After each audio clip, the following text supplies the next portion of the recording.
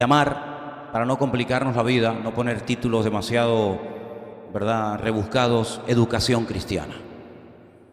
Qué bonito cuando hay un niño que está bien educadito, ¿verdad? ¿Sí?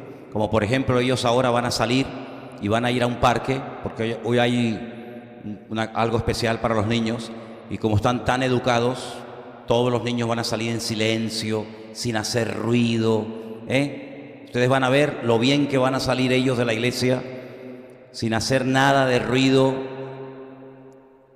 Mire qué maravilla, miren qué maravilla. Algunos se despiden como si no vieran nunca más a la madre, ¿no? Ok. He conocido a muchos creyentes, créanme, a muchos creyentes que han sido víctimas de una mala enseñanza bíblica o espiritual. Muchísimos.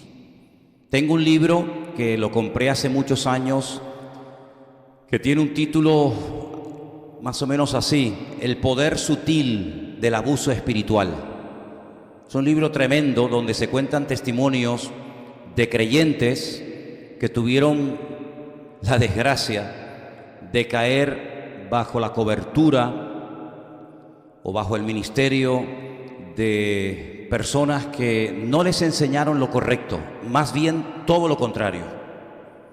Una de las señales de los últimos tiempos, como bien saben ustedes, es que se extenderán y proliferarán falsas profecías, falsas enseñanzas, falsos maestros, etc. Y por eso, cuando venimos a los pies del Señor, yo considero que el primer año, sobre todo el primer añito, es clave para la vida de un creyente. La infancia marca para toda la vida. Créame que hay personas que todavía están sufriendo con la edad que tienen lo que recibieron o no recibieron durante el tiempo de su infancia. Porque ya digo, la infancia te marca para toda la vida. Y es curioso porque hay gente que cuando son ya grandes, lo único que recuerdan son cosas de la infancia. Porque la infancia como que no se termina de borrar de la mente de todos y de cada uno de nosotros. Y cuando somos pequeños somos como esponjas, ¿verdad?, que recibimos todo tipo de influencias, de enseñanzas, todo es nuevo, nuestro cerebro, nuestro disco duro está virgen, y ahí va entrando y entrando y entrando información. Y ya el Señor, cuando comenzamos esta obra hace ya unos cuantos años atrás, nos hablaba, nos preparaba acerca de que aparecerían por este ministerio, por esta iglesia, personas que vendrían heridos, maltratados espiritualmente hablando, carentes de una enseñanza sana, de una sana doctrina que trae madurez y trae estabilidad, ¿verdad? Y yo quisiera en esta tarde, empezando con esta serie sobre educación cristiana, que a la luz de las Escrituras, si tenemos que empezar de cero, empecemos de cero, pero que no sigamos siendo víctimas durante más tiempo de cosas que nos enseñaron mal y parece como que te perjudicaron y te dañaron de tal manera que parece que no terminas de despegar y no terminas de madurar. Ahora, observando a la gente después de tantos años, porque lo más difícil del mundo es trabajar con gente, créanme, he llegado a la conclusión de que algunas personas no es que no quieran ser buenos cristianos, ni se me pasa por la cabeza que con nosotros se congrega gente que no quieren crecer, que no quieren madurar. De verdad, créame que ni se me pasa por la cabeza. Pero yo observo que a veces la falta de madurez y la falta de crecimiento como persona afecta negativamente tu falta de crecimiento como creyente. Es decir, tú trasladas tu orgullo, tus complejos, tus ataduras, tus limitaciones, etcétera, etcétera. Tú trasladas todas las debilidades y carencias de tu carácter a tu relación con Dios. Y por eso muchas veces hay personas que no terminan, por así decirlo, de despegar, porque lo que hay que arreglar es un problema del carácter. No es un problema tanto de tipo espiritual, donde hay que orar y atar y reprender, etcétera, etcétera, sino es un problema a veces de carácter. Y hasta que ese problema, ese desequilibrio, ese desajuste de carácter no sea solucionado, tú no vas a ser mejor cristiano de lo que eres como persona. Si tú como persona eres una persona inconstante, digamos, ¿crees que como cristiano vas a ser más constante? Pues tampoco, no. Si tú como persona, digamos, tienes problemas de puntualidad, tienes problemas de falta de compromiso, no eres una persona seria, no eres una persona estable, emocionalmente hablando, eres una persona que cualquier cosa te afecta, cualquier cosa te deprime, enseguida pierdes los nervios, la paz, el gozo, todo eso cuando tú te conviertes al Señor, lo vas a trasladar. Y te va a costar, y observo que hay cristianos que les cuesta muchísimo, muchísimo mantener la victoria.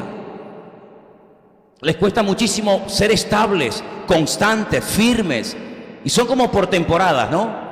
De repente lo ves una temporada que lee la Biblia, que se congrega, que incluso hasta dice que quiere servir al Señor y prepararse para servir al Señor. Lo ves dentro de un mes o 2 meses, si es que lo ves, y te lo encuentras deprimido, ya no lee la Biblia, ya no tiene ganas de congregarse.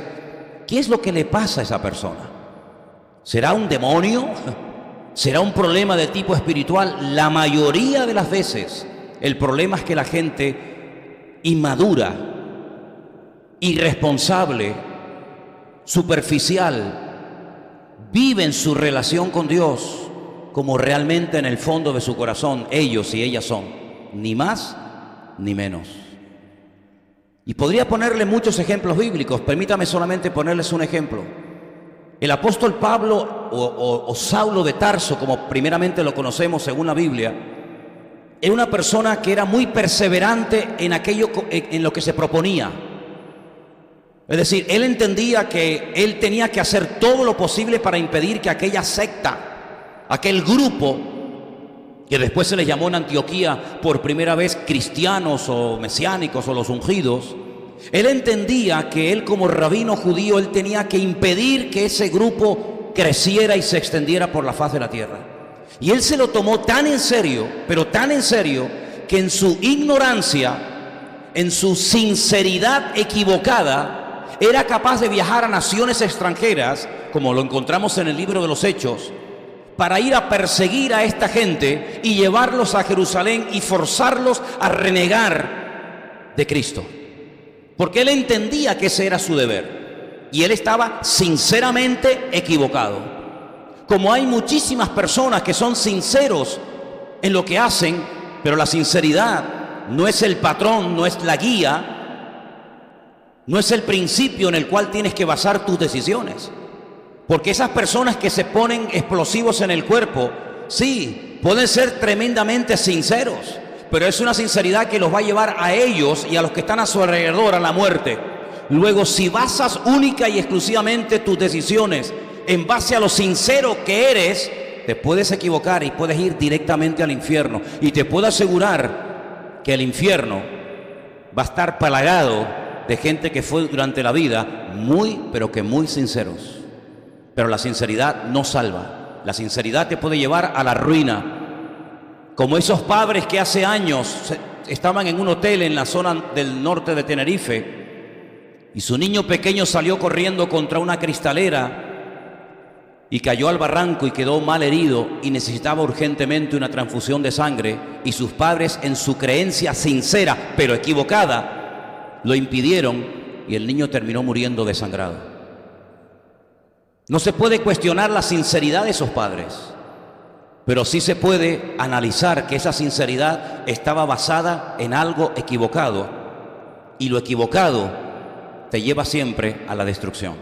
Solamente la verdad te hará libre. Si tú hoy no eres libre de la atadura que te domina, si tú no eres libre de lo que tú sabes que te domina, es porque tú todavía no has experimentado la verdad en tu vida. Porque la verdad tiene un poder liberador. La verdad dice que trae libertad. Cuando tú no eres libre es porque hay una mentira que se ha apoderado de tu vida, de tus pensamientos, de tus emociones, de tus sentimientos, etcétera, etcétera. Y entonces tu vida está girando en torno a una mentira. Y por eso no eres libre. Y Cristo ha venido para traer libertad a los cautivos y vista a los ciegos y a proclamar el año de la buena voluntad del Señor, dice la Biblia. ¿Cuántos dicen amén? Ahora, el primer principio que vamos a compartir en esta tarde dice así, y lo vamos a poner ahí en la pantalla para que ustedes lo puedan leer y puedan incluso los que quieren tomar nota. El primer principio dice así: no permitas que el inconverso decida por ti. Me gustaría que lo pudiéramos leer todos en alta voz. No decidas que el inconverso decida por ti. Claro, la mayoría de ustedes trabajan con gente inconversa. La mayoría de ustedes dependen de gente inconversa, entre comillas, para poder vivir. El sueldo que recibes te lo paga un inconverso. La casa que alquilas te la alquila probablemente un inconverso. El coche que has comprado probablemente se lo has comprado a un inconverso. Y la mayoría de las decisiones que vas a tomar a lo largo de tu vida giran en torno a personas que no son creyentes y son inconversas. O incluso sabe Dios qué cosa más. El apóstol Pablo nos enseña que nosotros tenemos otro modelo de vida y nosotros no podemos decidir o vivir en base a lo que los inconversos hagan o dejen de hacer. Tenemos tres elementos fundamentales para poder vivir vidas cristianas victoriosas. Pero eso no solamente me funciona a mí porque yo soy pastor, sino son tres elementos, tres instrumentos que están a disposición de todos los creyentes sobre la faz de la tierra. Y uno de esos elementos es la palabra escrita de Dios. ¿Cuántos dicen amén? Segunda de Timoteo 3, versículo 16. Segunda de Timoteo capítulo 3, verso 16. Podemos abrir un poquito la puerta de afuera, por favor. Escuchen bien este texto porque es muy interesante, porque aquí vas a encontrar todo lo que tú vas a necesitar a lo largo de tu vida y de tu relación con el Señor. Y dice así: toda la escritura es inspirada por Dios y útil. ¿Para qué? Para enseñar, para redarguir, para corregir y para instruir en justicia. Fíjate las cuatro funciones de la palabra escrita del Señor.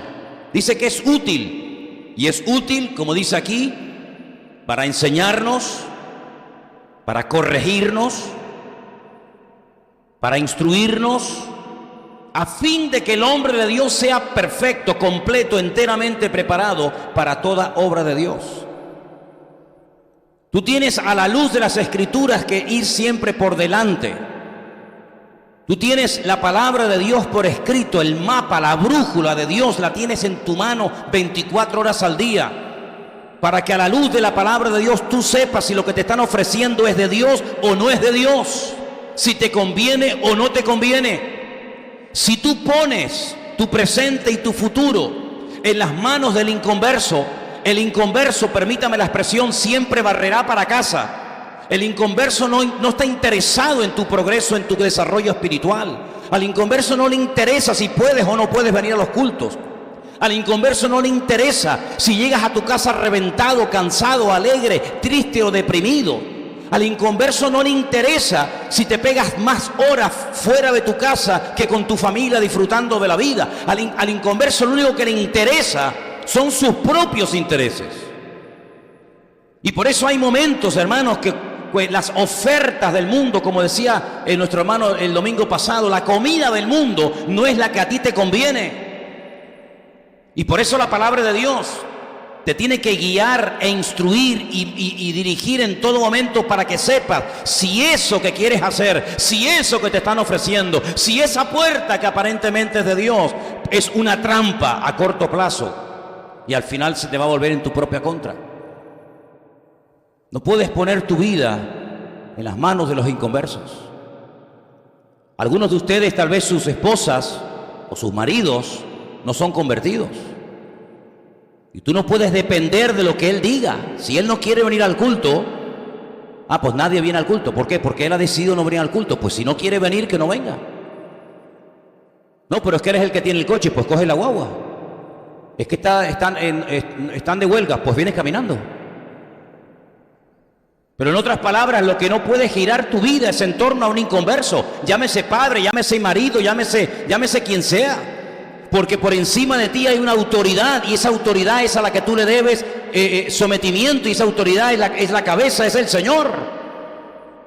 Puede ser que algún día el inconverso diga, ay, pues sí, no hay ningún problema, pero ¿y el día que te lleve la contraria? ¿Y el día que te ponga entre la espada y la pared, qué vas a hacer? Hay muchos creyentes que pierden su libertad por un dinero, por un simple sueldo. Pierden su libertad, hipotecan su presente y su futuro, porque parece que hoy en día el mundo gira solamente en torno a una cosa, el dinero. Y parece que sin dinero no hay paz, no hay felicidad, no hay estabilidad, no hay gozo, no hay nada. Pues la palabra del Señor nos enseña otro modelo, y si a usted no se lo enseñaron, no es mi problema. La palabra de Dios dice, el Señor es mi pastor y nada me faltará. Y si eso es verdad, o se cumple o no se cumple. Y si es verdad que Dios suple, pues que me supla. Y si es verdad que Dios me abre puertas, pues que las abra. Pero no podemos ir por la vida tocando por aquí, tocando por allá, llamando aquí, llamando allá, esperando que los inconversos decidan por nosotros. Discúlpeme si esto choca frontalmente contra tu modelo de vida. Pero como yo les he dicho en multitud de ocasiones, yo no estoy aquí para reírle la gracia a ustedes. Yo estoy aquí para enseñarles lo que dice la palabra de Dios. Y la palabra de Dios dice, no te preocupes por la comida, no te preocupes por el vestido. Pero Señor, si la comida y el vestido es prácticamente el 90% de nuestras preocupaciones cotidianas, ¿qué vamos a comer? ¿Qué vamos a vestir? Sin embargo, el Señor te da una salida diferente. Claro, y aquí entra el factor de la fe, evidentemente. Buscad primeramente. ¿Ves cómo lo sabes? ¿Ves cómo lo sabéis? ¿Veis cómo lo saben? Es uno de los primeros versículos que se aprenden, y a veces sin enseñarlo directamente a la iglesia. Buscad primeramente el reino de Dios y su justicia, y todas las demás cosas vendrán por añadidura. Sí, es muy bonito decirlo, es muy fácil decir eso, pero ¿cuántos lo hacen? ¿Cuántos verdaderamente lo hacen? Si verdaderamente eso es verdad, si la palabra de Dios es verdad, pues yo quiero ver esas promesas cumplidas en mi vida. Por eso hace poco yo les hablaba de que si tú no haces cosas diferentes, no puedes esperar cambios diferentes en tu vida. Y el nivel de fe de la iglesia y de cada uno de nosotros tiene que elevarse para que podamos vivir según los desafíos y los planteamientos del tiempo presente. No podemos vivir una vida superficial. No podemos vivir una vida dependiente y única y exclusivamente de lo que nos diga, de lo que nos ofrezca, de lo que nos prometa. Increíble. Voy a ponerles un ejemplo bíblico. Había un joven en la cárcel que tenía el don de interpretar sueños. Un día, dos presos que compartían celda con él le contaron un sueño. Él se los interpretó. Uno era el copero del faraón, otro era el panadero del faraón. Le dijo que los dos saldrían de la cárcel, pero que a uno lo matarían y al otro le devolverían su cargo en la corte del faraón. Y efectivamente el sueño se cumplió al pie de la letra. Pero a uno de ellos, al que iba a sobrevivir, este joven llamado José le dice, acuérdate de mí. Exactamente las mismas palabras que el Señor Jesucristo pronunció en la cruz momentos antes de entregarle su espíritu al Padre. Acuérdate de mí. Pasaron años y aquel hombre no se acordó de José. José puso su confianza en ese momento en aquel hombre. Acuérdate de mí. Y el hombre no se acordó de él. Hasta que pasaron muchos años y el mismo faraón tuvo un sueño. Y entonces dice, yo conozco a alguien que estaba en la celda conmigo, que me interpretó mi sueño, y si tú le das la libertad, él te puede interpretar el sueño que tú has tenido, que no hay nadie que te explique lo que significa. ¿Te das cuenta? Qué diferente aquel, acuérdate de mí, aquel hombre, y qué diferente aquel, acuérdate de mí cuando vengas en tu reino. Y en ese momento, el Señor Jesucristo le dice a aquel hombre, hoy estarás conmigo en el paraíso. ¿Cuántos dicen amén? No miró a otra parte, no se olvidó del ruego de aquel pobre hombre de acuérdate de mí, sino que al instante el Señor le responde y le promete el cielo. Te levantaste esta mañana y desayunaste condenado a muerte, pero vas a acostarte, vas a cenar esta noche nada más y nada menos que en el reino de los cielos con el Señor Jesús. ¿Cuántos dicen amén? ¿Te das cuenta? Así que, hermanos, tenemos la palabra, pero tenemos un elemento que yo creo que sinceramente no somos conscientes del poder que tiene, y es la oración. Si comenzáramos en esta tarde a buscar ejemplos bíblicos de gente que oró y estuvieron respuesta, estaríamos aquí hasta el 31 de diciembre. Porque la Biblia está plagada de ejemplos de personas que en momentos de desesperación, cuando no había ninguna posibilidad, oraron, clamaron al Señor, y el Señor hizo auténticos milagros. Cosas que ni siquiera con dinero se podían haber conseguido. ¿Quién iba a poder sanar a aquella señora mayor llamada Sara para que fuera madre de multitudes? ¿Quién iba a poder sanar a su nuera? ¿Quién iba a poder sanar a la esposa de Jacob? ¿Quién iba a poder sanar a Ana, la madre de Samuel? Hermanos queridos, hay momentos en la vida de que ni con dinero, ni con toda la experiencia que tienes acumulada en esta vida, las puertas se abrirán, sino solamente a través del poder de la oración. Pero todavía confiamos demasiado en nosotros mismos, en nuestra experiencia, en nuestro currículum, en nuestros años, en nuestra madurez. ¿Y saben qué? Cada vez confío menos en mí mismo. Solamente tenemos que confiar en Dios. Porque tú muchas veces encuentras personas, permítame, con un nivel muchísimo más bajo que el tuyo, que consiguen trabajos extraordinarios. Y tú con un nivel espectacular no consigues. O te encuentras gente tremendamente fea, casada con 8 hijos. Y gente guapa, simpáticos, fuertes, jóvenes, que no se casan ni a palos. Y tú dices, pero ¿cómo puede ser que este tío tan feo se haya casado y este chico o esta chica todavía nada? Hermanos, captemos el mensaje. Lo natural es el reflejo de lo espiritual.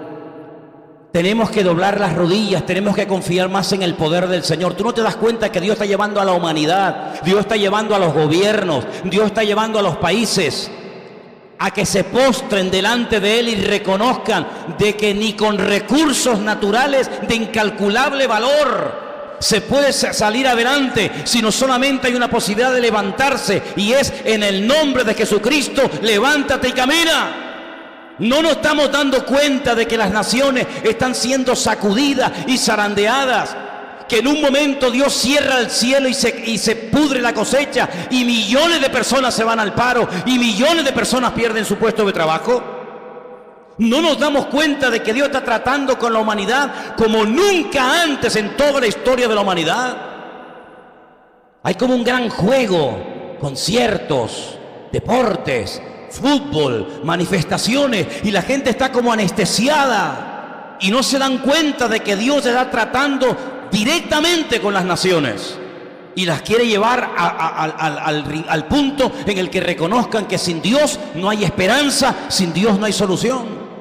Y por eso, cuando te encuentres en una situación desesperada, lo primero que tienes que hacer, olvídate de teléfono, olvídate de email, olvídate de contacto, es ponerte de rodillas a orar, y tu Padre que te ve en secreto te recompensará en público. ¿Cuántos dicen amén? Eso es lo que dice la Biblia.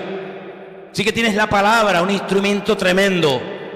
Tienes la oración y tienes algo muy importante dentro de ti, porque la palabra, al fin y al cabo, sí, puedes saberla más o menos, pero lo que te voy a hablar ahora lo tienes dentro. Y quiero llevarte a Juan, capítulo 16, versículo 13, un versículo extraordinario, palabras de Cristo, donde nos recuerda algo tremendo que tenemos que tener presentes en nuestra vida. Juan, capítulo 16, versículo 13, mira lo que dijo el Señor, lo que nos dice el Señor: cuando venga el Espíritu de verdad, Él os guiará ¿a qué?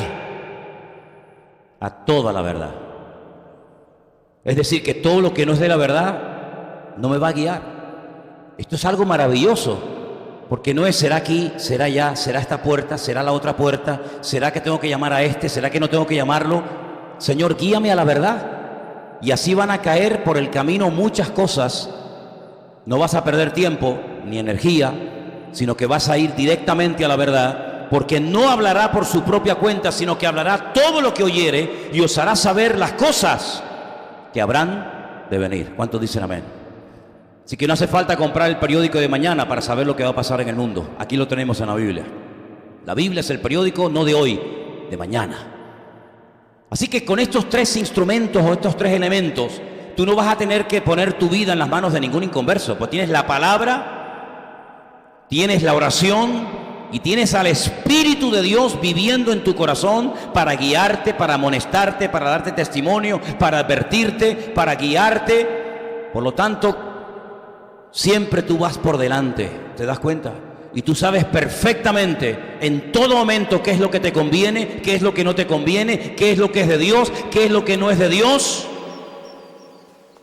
Y por eso no te vas a llevar sorpresas ni desilusiones.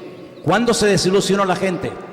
¿Cuándo se desanima la gente? Cuando espera recibir algo de alguien y ese alguien no se lo da y te llevas una desilusión. Yo esperaba, yo creía que este señor iba a cumplir su promesa. Yo pensaba que me iba a llamar, yo pensaba que se iba a acordar de mí. Claro, tú habías depositado tu confianza en esa llamada, tú habías depositado tu confianza en ese inconverso al fin y al cabo. Y cuando no te dio y no te llamó y no se acordó de ti, automáticamente tu fe se vino al garete. Por eso con la palabra, con la oración y con el Espíritu Santo tú estás preparado y a ti no te toman las cosas por sorpresa. Es que yo sabía que Él no me iba a llamar. ¿Por qué? Porque ya mi Señor en oración ya me lo había dicho. Y por eso te vas a llevar sorpresas, pero no desagradables, todas agradables, porque cuando te venga una bendición, entre comillas, sin esperarla, ya el Señor la había preparado, porque el Señor siempre va delante de sus hijos y Él tiene bien cuidado de todos y cada uno de los detalles de tu vida. ¿Cuántos dicen amén? Ahora, en todo esto, en el compás de espera, que es lo peor, yo entiendo que cuando uno está esperando algo, ese tiempo de espera se hace eterno, ¿sí o no? ¿Me llamará? ¿No me llamará? ¿Me escribirá? ¿Dónde estará? Ese tiempo de espera es tremendo. ¿Cómo tengo que vivir? ¿Qué tengo que hacer? Dile al que está a tu lado, mantén una buena actitud en todo momento. Díselo, por favor. Mantén una buena actitud en todo momento.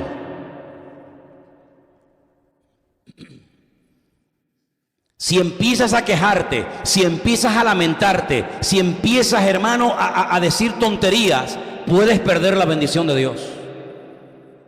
Y déjame que les diga algo, para que cuando te pase, te recuerdes que hoy te lo estoy enseñando. Antes de que venga la bendición, Dios te estará en un tiempo de espera, como que no pasa nada, y tú dices, Señor, pero ¿dónde estás?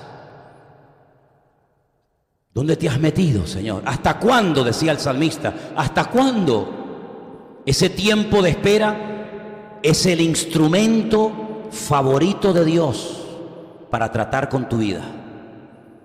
Así que recuerda esto. La actitud es lo que marca la diferencia. Hemos leído hoy una porción. Sonia nos leyó una porción donde una mujer no judía se atreve a ir a un judío a pedirle que haga un milagro a favor de su hija. El Señor Jesucristo se le queda mirando y la trata como se trataban en aquella época a las personas que no eran judías. Y le dice, yo he venido con un objetivo, yo he venido con un propósito establecido y diseñado en la eternidad por mi Padre. Y es que yo tengo que venir primeramente a las ovejas perdidas de la casa de Israel. Y a través de la restauración de la casa de Israel, el mundo entero llegará al conocimiento de la verdad. Ese era el objetivo inicial. Sabemos que después fue diferente. Por lo tanto, cuando una mujer no judía, sirofenicia, se le acerca a Cristo a pedirle por una hija que tiene unos problemones espirituales terribles, Ella reconoce que sus ídolos, su religión, su cultura no les sirven de nada. Por lo tanto, tiene que reconocer que tiene que ir al Señor Jesucristo, que es judío, a pedirle socorro urgentemente. Pero no recibe al momento lo que ella está pidiendo, sino que Jesús le dice: yo he venido a la casa, a las ovejas perdidas de la casa de Israel. Y no está bien coger el pan, y ahora le habla metafóricamente, coger el pan y dárselo a los perros. Y ella entiende perfectamente que ese es el trato de la época, del judío hacia el gentil. Ella sabe que es una persona sin ningún derecho, sin ningún privilegio. Pero ella le dice algo al Señor, que al Señor lo sacude y le llama mucho la atención. Y es lo siguiente: Señor, ya sé que no está bien coger el pan de los hijos de la familia y dárselo a los perros de la casa. Pero los perros de la casa, por lo menos tírale las migajas. El pan dáselo a tus hijos, pero las migajas, con una sola migaja, mi problema se soluciona. En otras palabras, ella no cuestiona la respuesta del maestro. Ella no se derrumba ante la palabra fuerte del Señor, sino que ella persevera. Y aquí hay un secreto que muchos no han terminado de descubrir. La primera palabra que no te esperabas, ¡pum!, ya no voy más a la iglesia. La primera cosa que no entra dentro de tu esquema religioso, ya estás pensando en mandarte a mudar a otro sitio. Y aquí hay una persona que la han llamado perra. Aquí hay una persona que no le han dado ni un rayo de esperanza. Espérate un momentito que atiendo a esta gente y en cuanto termine voy a tu casa y sano a tu hija. Vale, Señor, yo espero. ¿Cuánto? 3 horas, 8 horas. No hay ni un rayo de esperanza. No hay ni una palabra de educación. No hay una delicadeza. No hay nada. Hay el trato normal y cotidiano del gentil hacia del judío hacia el gentil. Pero ella persevera. No me importan las circunstancias. No me importa lo que me ha dicho. A mí lo que me importa es que tengo una hija con un problema que mi religión y mis ídolos no pueden solucionar, pero yo sé que Él sí me lo puede solucionar. Y si me tiene que humillar, que me humille. Y si me tiene que pisotear, que me pisotee. Pero yo no me voy de aquí hasta que mi hija sea sanada. Esa es la fe que Dios está buscando en el pueblo de Dios hoy en día. No una fe superficial que, ¡ay, qué bonita la iglesia! Y a las 3 semanas, si te he visto, no me acuerdo. ¿Por qué? Porque el pastor no me saludó, porque la hermana no sé qué. ¿Pero qué tipo de fe estamos desarrollando entre nosotros, hermanos? Cuando el Señor Jesucristo oye la respuesta de madurez de esta mujer, le dijo algo increíble: grande es tu fe. Notó que la fe de esa mujer mal encaminada era una fe potencialmente poderosa. Y el Señor le dijo: en este momento tu hija ha sido totalmente sanada y restaurada. Yo creo que hay personas que no han recibido su milagro porque no han perseverado en los caminos del Señor. Yo creo que te faltaba media hora más de oración. Yo creo que te faltaba un par de kilómetros más. Pero por no haber perseverado perdiste la bendición. Permíteme que te cuente una historia real que pasó en la Rusia de la época de los zares. Había un campesino que estaba en el camino llorando, amargado y entristecido. Y por allí cuenta la historia que pasó la carreta del zar de Rusia en aquellos tiempos. Manda a detenerla y le pregunta: ¿por qué lloras? Y le dice: porque no tengo tierra para sembrar. Soy agricultor y no tengo tierras. El zar en aquel momento manda que le den 4 estacas de madera. Y le dice el zar a este pobre hombre: clava en este momento donde estás la primera estaca, camina y pon la segunda, a continuación gira y pon la tercera y finalmente pon la cuarta.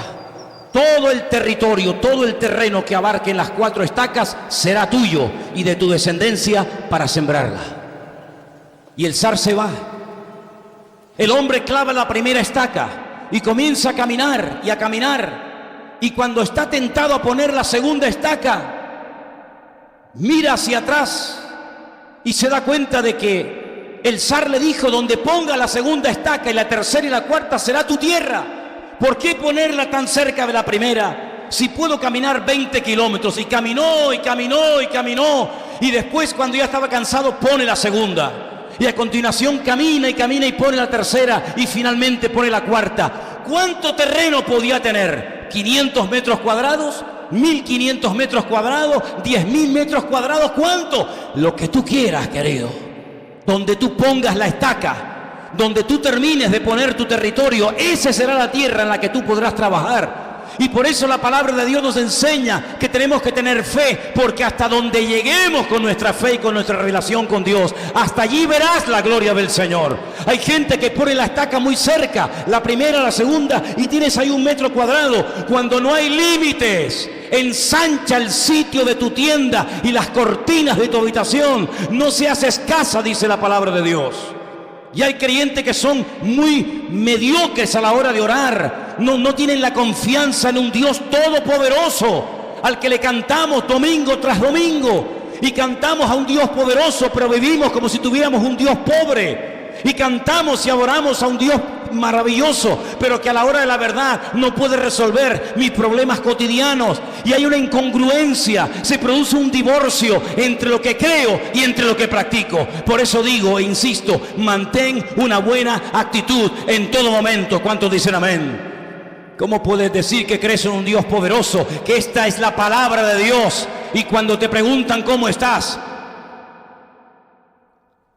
tu respuesta no es una respuesta que realmente sea atractiva.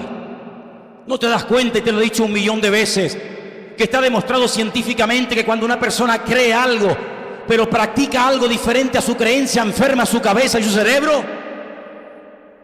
Por eso, amados hermanos, tenemos que estar en armonía y darnos cuenta que si creemos en un Dios grande, tenemos que orar como si estuviéramos orando a un Dios grande, y hablar como si tuviéramos a un Dios grande, y vivir y comportarnos ante la vida como si tuviéramos a un Dios grande. ¿O es que nuestro Dios no es grande? Por supuesto que sí. Por lo tanto, no solamente diga sí, yo creo que a Dios, sino demuéstralo con tus actitudes, porque hay actitudes que conquistan el corazón de Dios. ¿Cuántos dicen amén? Dicen al que está a tu lado. Hay actitudes que conquistan el corazón de nuestro Dios. No permitas que el inconverso controle y decida tu vida. Mantén una buena actitud en todo momento. Tercer punto de esta clase de educación cristiana: acepta el trato de Dios para tu vida. Algunos dicen, ¿por qué me está pasando lo que me está pasando? ¿Qué por qué? Porque Dios quiere. ¿Tú eres cristiano? ¿Cuántos son cristianos aquí? Ok, ahora cuidado, no respondas tan fácilmente, porque esta pregunta tiene tela, ¿eh? ¿Cuántos aman a Dios? Ya son menos las manos, me di cuenta, ¿eh? Cristiano es una cosa y amar a Dios es otra cosa. ¿Cuántos son cristianos? ¿Cuántos aman a Dios? Ahora lo entiendo. Ahora lo entiendo. La Biblia dice que los que aman, no los que creen, los que aman. Luego es una promesa condicional. No es una promesa para todos los que creen. No. Hay promesas que son para todos los que creen, pero hay promesas que son condicionales, y esta es una de ellas. Los que aman a Dios, tienen que saber que todas las cosas les ayudan a bien. Si yo amo a Dios, estoy en obediencia, estoy en orden, que significa amar a Dios. Estoy haciendo su voluntad, eso significa amar a Dios. Estoy leyendo su palabra, perseverando en sus caminos, eso significa amar a Dios. Me estoy congregando, estoy haciendo mi parte, eso significa amar a Dios. Tengo que aceptar que Dios me está tratando. ¿Dónde me trata Dios? Uno de los lugares donde Dios ha decidido tratar con nuestras vidas es la iglesia. Por eso no busques simplemente una iglesia donde se predique la sana doctrina. Porque si tú solamente lo que quieres es escuchar un buen sermón, no hace falta que vengas aquí para nada, ¿eh? Te quedas en casa y puedes ver el culto en directo, y encima no tienes ni que ofrendar ni diezmar, te sale gratis. Si buscas una iglesia donde oír una buena palabra, te metes en internet, mividanueva.org, buscas culto en Facebook o en YouTube, y ahí ves una buena predicación de sana doctrina. Seguramente habrá otras, pero yo tengo que hacer publicidad de la mía. Pero entonces, ¿por qué venimos aquí y no se quedan ustedes en sus hogares y yo desde aquí les predico y ustedes abren su ordenador y ven el culto? ¿Qué sentido tiene si todo esto que estamos haciendo aquí yo lo puedo ver a través de mi teléfono, a través de mi ordenador en mi casa? ¿Qué necesidad tienen algunos hermanos de venir de la punta de Teno, ¿no? De la punta del Hidalgo, como hay aquí hermanos que vienen de la punta del Hidalgo, hermanas que vienen del sur, de San Isidro, hermanos que vienen de Icó de los Vinos, y no sé qué más lugares lejanos hay aquí? Bueno, algunos vienen de Cuba, otros vienen de Israel. Hay una hermana que dice, voy el domingo al culto, voy a ir al culto de Tenerife, ¿no? Porque te voy a enseñar algo que a lo mejor a ti nunca te enseñaron. Porque a mí me ha tocado muchas veces decirle a la gente lo que ningún pastor tal vez se atrevió a decirte. Y es que a la iglesia no solamente vengo para escuchar una buena predicación o sana doctrina, a la iglesia vengo para ser tratado en mi carácter. Si tú te quedas en casa con tu ordenador delante,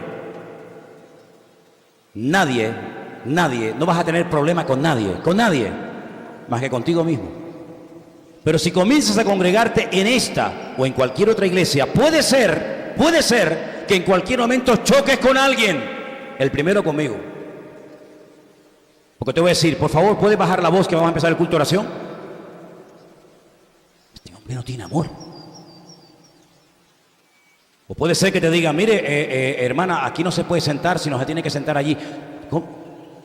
Si la iglesia no solamente es el lugar donde vengo a escuchar palabra de Dios, sino es el lugar, es el taller de Dios, donde Dios va a sacar a la luz cosas de mi vida que en ninguna otra circunstancia van a salir, y ahí donde Dios va a comenzar a tratar con mi orgullo, con mi impaciencia, con mi soberbia, con mis complejos, etcétera, etcétera.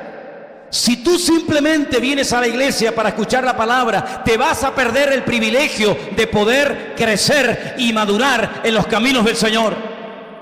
Pero si tú vienes y dices, Señor, trátame, moldéame, pódame, haz lo que quieras en mi vida, te aseguro que se va a cumplir lo que dice la Biblia: hierro con hierro se aguza. ¿Lo habéis leído? ¿Seguro? Hierro con hierro se aguza. Dios va a poner a mi lado a alguien que seguramente me va a buscar las cosquillas, o me va a sacar de mis casillas, o me va a poner nervioso, o sabe Dios qué, y en ese momento tú tienes que aceptar que no es la persona, no es él ni ella, sino es Dios el que está utilizando a esa persona para mostrarte algo que ni tu padre ni tu madre se atrevieron a decirte o a corregir en tu vida. Y esa es una de las funciones fundamentales de esta congregación: ayudarte a crecer como persona, porque si no creces como persona, me temo que como cristiano serás uno del montón y un cero a la izquierda.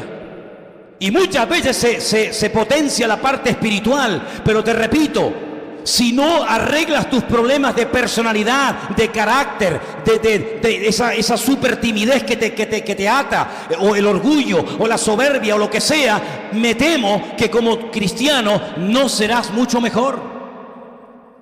Por eso la iglesia es el taller de Dios, y tienes que aprender, y este es el punto que te quiero dar ahora, que cuando estés siendo tratado, no te quejes. ¿Cuántos dicen amén? Dile a que está a tu lado, por favor. Hoy estamos molestando mucho al de al lado, pero no te quejes, por favor. No te quejes, por favor. ¿Ustedes, hay alguien que tenga aquí calor? ¿Alguien tiene calor? No. ¿Ves? Yo tengo calor. ¿Pero qué saco quejándome? ¿Se va a ir el calor quejándome? No, tengo aquí un montón de focos encima de mi cabeza y me temo que los voy a tener que aguantar hasta que termine el culto. ¿Qué sacamos quejándonos? Perder bendición, perder gozo, perder victoria, perder paz, y encima poner mal a la persona que está a mi lado. No hay nada peor que una mujer casada que se está todo el día quejando a su marido. No hay nada peor para una mujer casada que un marido que se esté todo el santo día quejando, ¿sí o no? Los amenes van según lo que digas. Hay una cosa que guste, tomo amén. Hay una cosa que no tal, la gente como que, sí, está haciendo hoy un mensaje muy interesante. Hay como olas, así como olas, ¿no? Como picos, ¿no? Ahora lo que le vas a decir al que está a tu lado es muy fuerte, pero se lo vas a decir. Dile, ponte así. Dile, no vayas de víctima por la vida. Ay, amigo. No vayas de víctima por la vida. ¿Sabes que hay gente que le gusta ir de víctima por la vida? ¿Cómo sabes discernir, cómo reconocer a uno que va de víctima? Cuando le preguntas cómo está y no te dice ni bien ni mal, te dice... Ahí tienes que pedir discernimiento de espíritus o discernimiento de gestos. ¿Cómo estás? Bueno. Uy, amigo. No me imagino a mi Señor Jesucristo así, No me imagino a Cristo por la mañana levantándose temprano y Pedro, Santiago, Juan o cualquier decir, Señor, ¿cómo estás hoy? Hoy me van a criticar mucho. Hoy los fariseos se van a meter mucho conmigo. Hoy los saduceos me van a dar caña. No me lo imagino así al Señor. Permítame, no me lo imagino así. No me lo imagino así. Hermanos, nosotros tenemos que desterrar de nuestra vida el espíritu de víctima, porque aquí la única víctima inocente que sacrificaron por mí fue al Señor Jesucristo, el Cordero de Dios, para que Él, siendo rico, empobreciéndose por nosotros, nos enriquezca a todos nosotros con gloria, con poder y con victoria. Quejarnos y de víctima, ¿por qué? Cuando la Biblia dice, y no lo digo yo, que somos más que vencedores. Somos real sacerdocio, somos nación santa, somos pueblo adquirido por Dios para anunciar las virtudes de aquel que nos llamó de las tinieblas a su luz admirable. ¿Cómo voy a ir de víctima si la Biblia me prohíbe ir de víctima? Si la Biblia me declara vencedor y me declara, hermano, hijo de Dios. Por lo tanto, ir de víctima no tiene ningún sentido. Tienes que aprender a descubrir lo oculto en lo revelado. A ver cómo se come eso. Ponlo ahí. Descubrir lo oculto en lo revelado. Tenemos la revelación de la palabra y tenemos la vida natural en la que nos movemos. La vida natural en la que nos movemos es una sombra de la vida espiritual. ¿Vale? La Biblia dice que las cosas que ocurrían en el Antiguo Testamento eran sombra de lo que iba a ocurrir en el Nuevo. Bien, el mundo natural es un reflejo de lo que muchas veces está ocurriendo en el mundo espiritual. Todo este desorden, esta corrupción, este desmadre que hay, es la causa directa de que el mundo espiritual está siendo sacudido como nunca antes en la historia. ¿Saben por qué?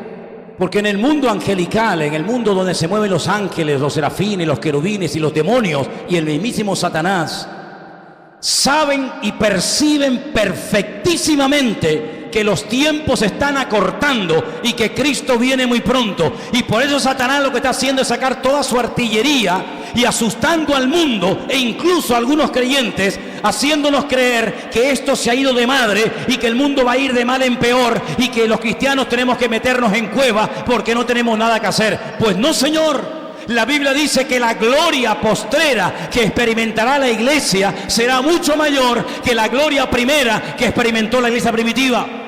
En otras palabras, sí, es verdad que la maldad se multiplicará, pero también dice la Biblia que los que perseveren hasta el fin, esos serán salvos.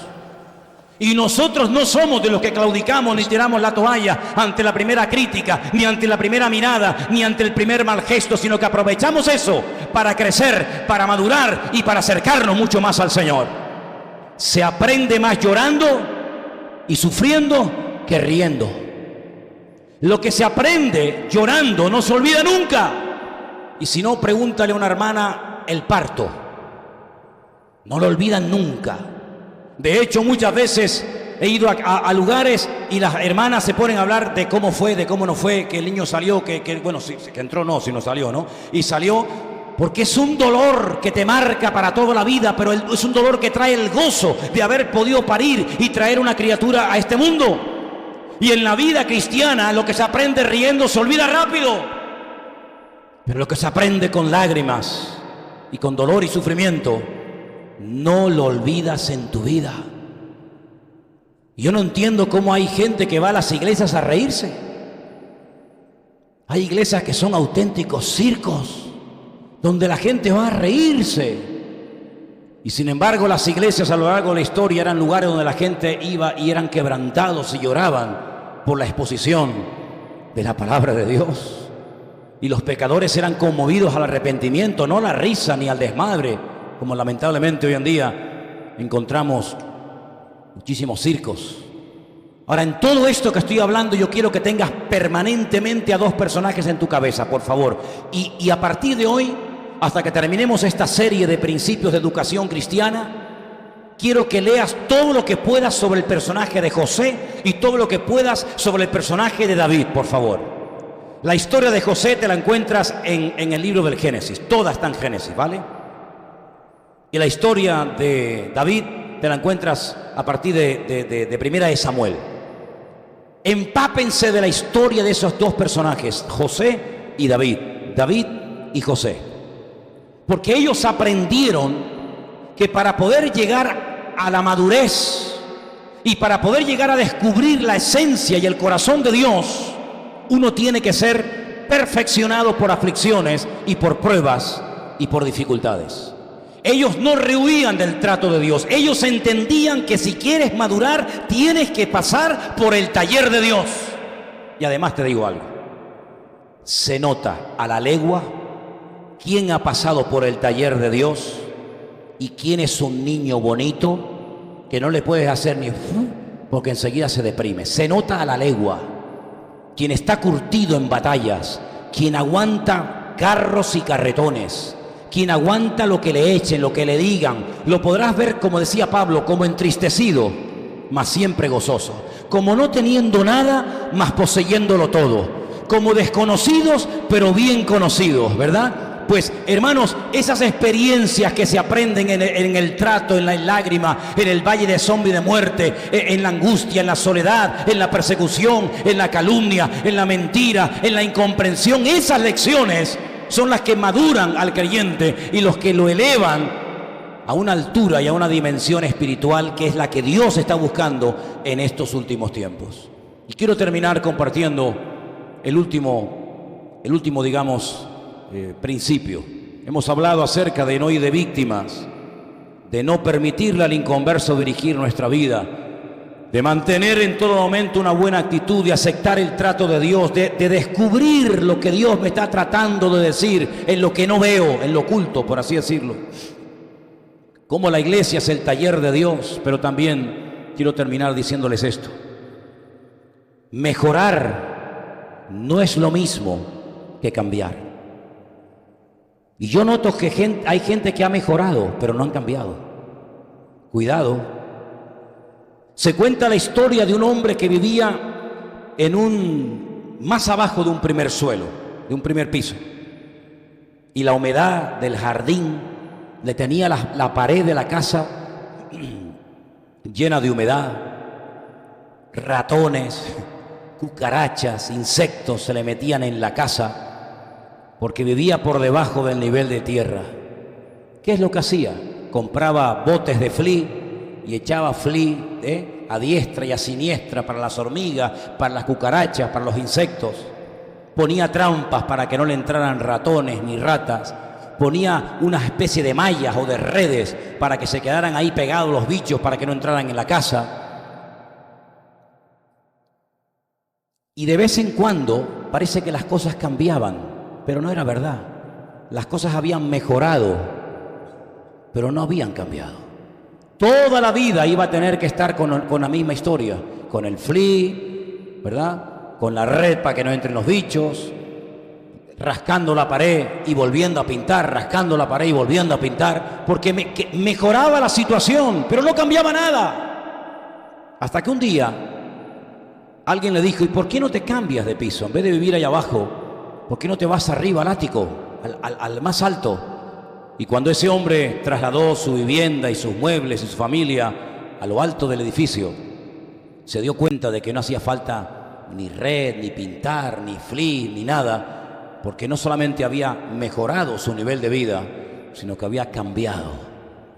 Había cambiado. Y yo te pregunto a ti esta tarde, como creyente, ¿tú estás mejorando o estás cambiando? Pregúntate eso seriamente, porque hay gente que mejora, ya no dicen palabrotas, ya no beben, ya no hacen aquello o lo que sea, han ido mejorando, pero el Señor no quiere una iglesia de buenos chicos y de buenas chicas, educaditos, perfumaditos, bien arregladitos, chicos buenos, sino el Señor lo que quiere es una iglesia que se deje cambiar y se deje tratar por su palabra y por su poder. Los que mejoran no es que dejen el pecado los ha dejado a ellos. El que cambia, el pecado no los deja, ellos son los que dejan el pecado. Los que mejoran siempre tienen que estar a la defensiva, porque no saben por dónde va a venir la próxima tentación.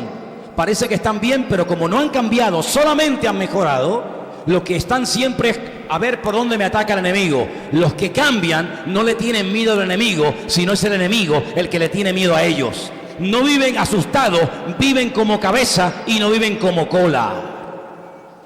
Y una de las cosas que tenemos que comenzar a decirnos y a decir en alta voz: yo soy libre en el nombre de Cristo Jesús. Yo soy libre y voy a cambiar porque le doy la autoridad y le doy la libertad a mi Señor y me pongo bajo su cobertura para que me cambie. Y si me tiene que machacar, que me machaque. Y si me tiene que podar, que lo haga. Pero estoy dispuesto no solamente a mejorar mis palabras, mis actitudes, sino estoy dispuesto a cambiar, a ser una persona completamente diferente. Porque dice la Biblia que los que estamos en Cristo no hemos mejorado. Hermanos, yo como persona, como inconverso, si lo fuera hoy, no he mejorado lo más mínimo, Créame que hoy sería más inconverso que lo que era antes, porque ahora encima sé pecar más que antes. Yo no he querido mejorar, yo lo que quiero es cambiar. Y cuando el Señor te cambia, dice que las cosas viejas pasaron. Todo es hecho nuevo, es nacer de nuevo. Y eso es la que a veces la gente no entiende, que no es simplemente venir a la iglesia, al culto, el domingo a la tarde. Hombre, si tú estás aquí, ¿a quién se le ocurriría aquí hacer cosas malas? A nadie, porque el mismo ambiente es propicio para que te portes bien, para que no hagas tonterías. Pero ¿y cuando sales de este ambiente? Ay, amigo, cuando no te ve nadie, cuando estás solo, a las 3 de la madrugada, ¿qué estás viendo? ¿Qué estás tocando? ¿A dónde vas? Has mejorado, pero no has cambiado, amigo. Y lo que queremos con estas clases que empezamos hoy, con estos estudios de educación cristiana, es cambiar radicalmente. Algunos han cambiado de país, gloria a Dios. Otros han cambiado de iglesia. Otros han cambiado de aspecto físico. Pero lo que queremos es cambiar por dentro. Porque si no cambiamos por dentro, por mucho que cambiemos por fuera, a donde vayamos nos seguimos llevando nuestros problemas y nuestras debilidades. Lo que queremos es cambiar radicalmente, ser una persona completamente diferente y ser la persona para la cual el Señor permitió que yo naciera y llegara hasta el día de hoy, hasta este punto de mi vida. ¿Cuántos dicen amén? Cierra tus ojos, por favor, vamos a orar. Comenzamos hoy estas clases, estos principios de educación cristiana. Seguiremos, Dios mediante, cada domingo hasta que Dios lo permita. Y lo que queremos en esta tarde, con la ayuda, por supuesto, del Señor, es decirle: Señor, cámbiame, Señor, cámbiame. No quiero estar una buena temporada y otra igual. No, yo no quiero estar así, yo quiero cambiar completamente. Eso es arrepentimiento, ¿sabes? Cambio de dirección, no solo cambio de actitud, cambio de dirección. de tal manera que ahora comienzo a aborrecer el pecado. Lo que antes me atraía, ahora me produce náuseas. Lo que antes me dominaba, ahora domino. Lo que antes controlaba mi vida, ahora se somete. Porque yo lo que quiero es cambiar, no mejorar. Para mejorar están los psicólogos, los psiquiatras, los terapeutas.